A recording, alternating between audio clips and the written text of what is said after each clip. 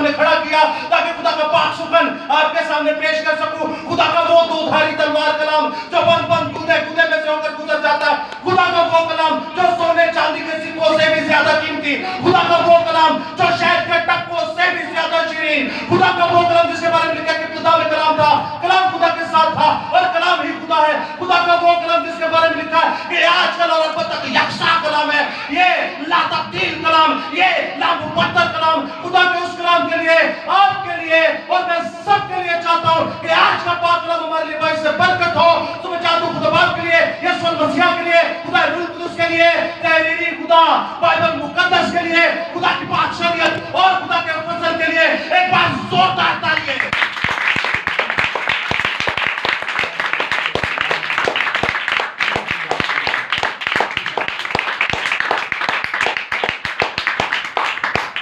आपको बड़ी बरकत दे दोस्तों, आप निहायत ही शानदार लोग हैं। आप मसीह के जिंदा हैकल हैं, मसीह की जिंदा कलीसिया हैं, आप खुदा के लोग हैं जो इस वक्त निकालकर अपने जिस्मों की कुर्बानी, अपने घरों की कुर्बानी, अपने घर वालों की कुर्बानी देकर जो यहाँ पर मौजूद हैं। आज का टॉपिक आपने सुना जो कि था बर्थडे पर। मैं आपसे एक दो सवाल करूंगा, उसके बाद आपके सिर्फ 5 मिनट दूंगा और फिर खुदावंद के नाम को और ज्यादा जलाल देने के लिए दूसरा भाई आएगा।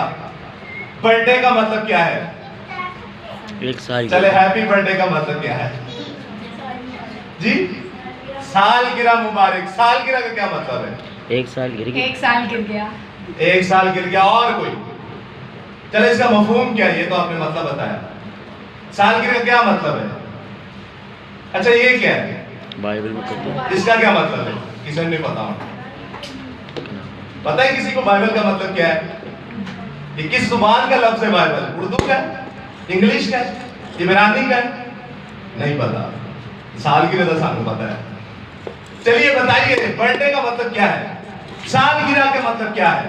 साल गिर गया, आपका साल गिर गया है तो खुश होना चाहिए या थोड़ा सोचना चाहिए?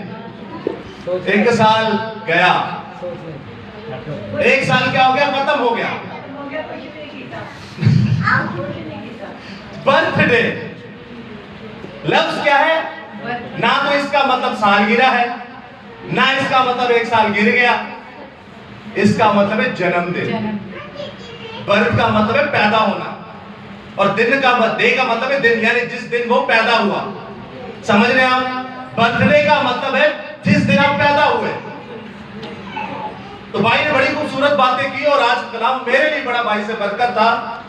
आखिर में जो बड़ा एक पिन पॉइंट बात की कि सब कौमों में जाओ और बाप और बेटे और उसके नाम से क्या दो? बपतिस्मा। आपको पता है इस बात को जब रिलेट किया मैंने जिंदा खुदा के कलाम से, तो मुझे एक आयत नजर आई। ये सुनिएगा, पीछे जरा, पीछे वाले सुन ले। 5 मिनट है आपके, फिर आप चले जाइएगा।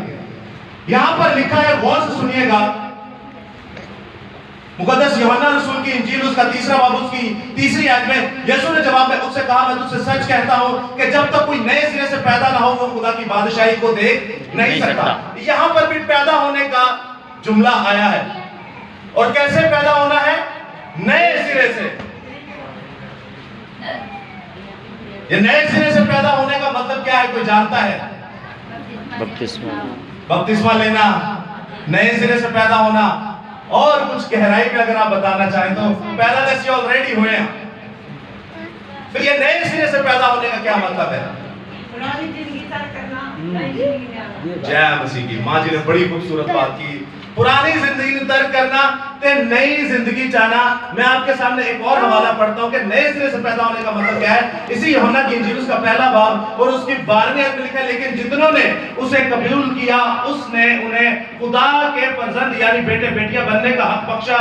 यानी उन्हें जो उसके नाम पर ईमान लाते हैं वो ना खून से, ना जिस्म की ख्वाहिश से, ना इंसान के इरादा से, बल्कि खुदा से पैदा हुए हैं। एक जन्म यह है, एक बर्थ ये है, एक जन्मदिन है जिदा है और एक बर्थडे है जिदा है कि तुम अपने माँ बाप के वसीले से नाला जिथे बैठे हो, यानी आप अपने माँ बाप के वसीले से पैदा हुए। जो लिखा है कि आप खून है, आपके अंदर जो खून पाया जाता है वो कैसे पाया जाता है?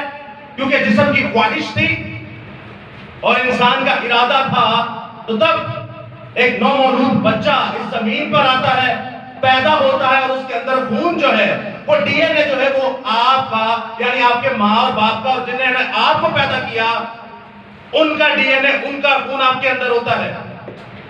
लेकिन आगे आज को पढ़े तो यहां लिखा है कि वो ना खून से, ना जिस्म की ख्वाहिश से, ना इंसान के इरादा से, बल्कि खुदा से पैदा हुए हैं।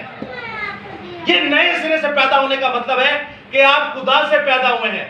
आप कैसे पैदा हुए हैं? खुदा से।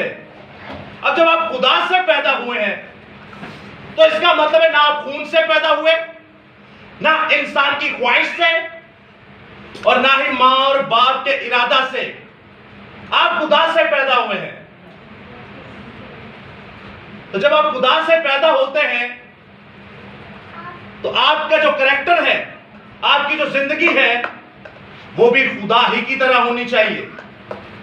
खुदा की जिंदगी कैसी है ये यीशु मसीह ने हमें बताया। यीशु मसीह का भी एक जन्मदिन था, यीशु मसीह का भी एक बर्थडे था, और जब वो इस दुनिया में आया तो उसने दुनिया को बदल के रख दिया। उसी के मिजाज पर अब हमने चलना है। अब जब आप बपतिस्मा लेते हैं और नए सिरे से पैदा होते हैं, एक तो आप अभी पैदा हुए हैं और बपतिस्मा लेके आप नए सिरे से पैदा होते हैं, तो याद रखिएगा दोस्तों, आपके अंदर का जो खून है वो यीशु मसीह निकाल बार फेंकता है। आपके अंदर की जो गंदी आदत है वो यीशु मसीह निकाल बार फेंकता है। आपके अंदर का जो तुखम है वो यीशु मसीह निकाल बार फेंकता है। इंसानी ख्वाहिशों को यीशु मसीह निकाल बार फेंकता है। आप और मैं ख्वाहिश रखते हैं पिकनिक्स की, आप और मैं ख्वाहिश रखते हैं मोबाइल्स की, आप और मैं ख्वाहिश रखते हैं अच्छे इंस्टीट्यूट में लाइफ गुजारने की, आप और मैं ख्वाहिश रखते हैं अच्छी जगह नौकरी करके पैसा कमाने की। लेकिन याद रखिएगा, जब मसीह यीशु आपके अंदर आता है तो आपकी ये सारी ख्वाहिशें खत्म हो जाती हैं। तब आपका एक नया जन्म होता है। तब आपका क्या होता है? एक नया जन्म होता है। जन्म ये होता है कि जैसे मैं नए सिरे से पैदा हुआ, यानी मेरी जान बच गई। अब मैं पहले अपने घर वालों की जान बचाऊं, फिर अपने इलाके वालों की जान बचाऊं, फिर अपने मोहल्ले की जान बचाऊं, क्योंकि बाइबल में यूहन्ना तमाम पहले बाब उसकी आदत में लिखा कि पहले यरूशलेम, फिर यहूदिया, फिर सामरिया, फिर दुनिया की इंतहा तक। अब आपके अंदर जो खून है, सुनिएगा, आपके अंदर जो खून है वो आपके माँ बाप का है, और आपके अंदर जो आदतें हैं वो भी आपके माँ बाप की हैं। आपकी जो शक्ल और सूरत है वो भी आपके माँ बाप की है। लेकिन आपको नए सिरे से, यानी आपका न्यू बर्थडे जो कि स्पिरिचुअल है, रूहानी तौर पर आपको नए सिरे से पैदा, यानी रूहानी तौर पर आपका स्पिरिचुअल बर्थडे होना जरूरी है। हैप्पी बर्थडे स्पिरिचुअल होना जरूरी है। उससे होगा क्या? उससे यह होगा कि अभी आपकी ख्वाहिशें जो हैं वो खत्म होंगी। आपके अंदर जो खून है वो इंसान का खून है। आपके अंदर जो आदतें हैं वो इंसान की आदतें हैं। आपके अंदर जो हरकतें हैं वो इंसान की हरकतें, और आपके अंदर जो गुनाह है वो बाप आदम का गुनाह, जो कि आपके माँ बाप के आया और आपके माँ बाप के बाद आपके अंदर आया और आपके बाद आपकी नस्ल के अंदर जाएगा। आपको चाहिए कि आप अपनी नस्ल को बदले, आपको चाहिए आप अपने डीएनए को बदले। उसके लिए आपको जिंदा खुदा को कबूल करना पड़ेगा। आपको जिंदा खुदा को हर रोज पढ़ना पड़ेगा।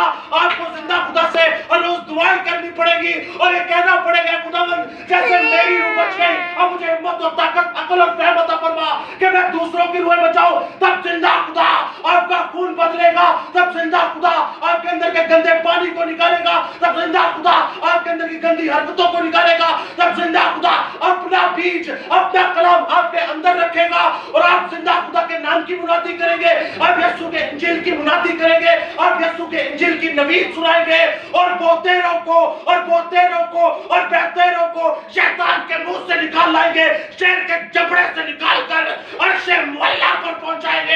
Hallelujah, hallelujah.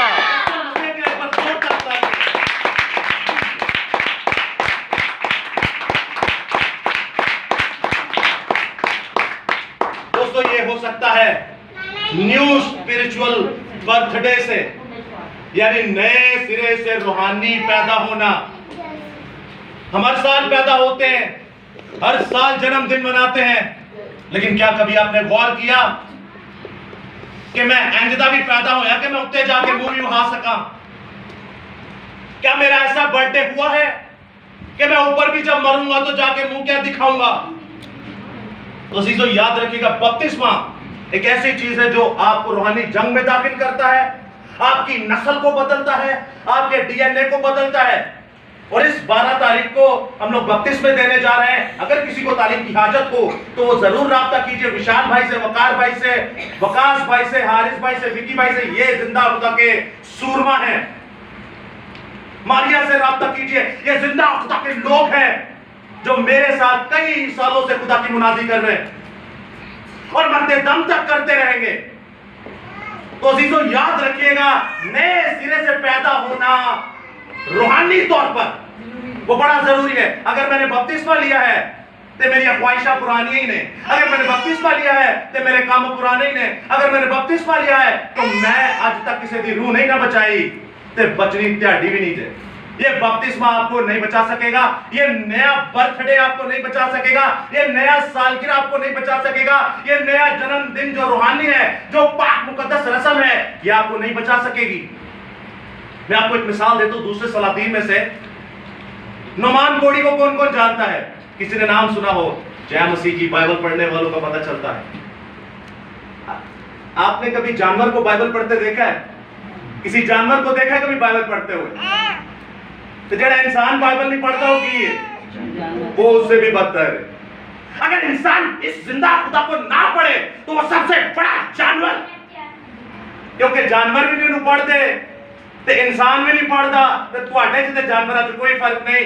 ये खुदा का कलाम कोई ऐसी हमारे हाथों में नहीं आ गया। इसको पढ़ेंगे तो आपका नया जन्म होगा, इसको पढ़ेंगे तो आपकी नई पैदाइश होगी। नुमान कोड़ी को जब देखते हैं आप तो वो गैर माबूदों को मानने वाला इंसान, वो गैर कौम का इंसान, इरानी फौज का सरदार, और जब उसे कोढ़ था, उसे कहता कोढ़ था, और जब कोढ़ की बीमारी से उसे निजात ना मिली तो एक छोकरी, बाइबल में कह लिखा है एक छोकरी, सिंधी जुबान का लफ्ज है, यानी कि एक टीनेजर बच्ची, छोटी बच्ची ने कहा कि जाओ जाके मेरे नबी से जाके पूछो, वो तुम्हें शिफा देगा। सामरिया में जा, मेरा नबी है जो जिंदा खुदा को मानता है, वो तुझे शिफा देगा। अजीजों हमारे बच्चे ऐसे हैं, आपने बच्चे मेरे लो किसे काम दे नीचे, क्या करते हैं आपके बच्चे और गलती किसकी है? बिल्कुल सही लाइन पे चल रहे हो, पर याद रखिए जब खुदा आपसे इन बच्चों का हिसाब लेगा, खुदा की नस्लों से हिसाब लेगा। आपको क्या लगता है मेरे बच्चे नहीं ने तो मेरी पकड़ भी नहीं है, लेकिन जिसके बच्चे हैं खुदा उसकी पकड़ करेगा, गिरेबान पकड़ के। ते मंगे थे तू बड़े प्यार दे नाल हन, मंगे थे तू बड़े रो रो के हन, मंगे थे बड़े मेहनता दे नाल हन, तेरा ना कीता की आ। इन्हां को नौकरी करवांदा रहे, इन्हां नु स्कूल नहीं पढ़ांदा रहे, इन्हां नु कॉलेजां च पढ़ांदा रहे, आप बाहर भांडे मांज के, माए हमारी कैंपसी की नौकरियां करके, माए हमारे बाहर लोगों के कपड़े सिलाई कोई करती है, कोई लोगों के कपड़े धो रही होती है, कोई झाड़ू लगा रही होती है, कोई पोछे लगा रही होती है, जूठे बर्तन गैर कौमों के धो रहे होते हैं। लेकिन दोस्तों याद रखिएगा, आप अपने माँ और बाप को बचा सकते हैं, आप जिंदा खुदा का कलाम उन्हें सुना सकते हैं।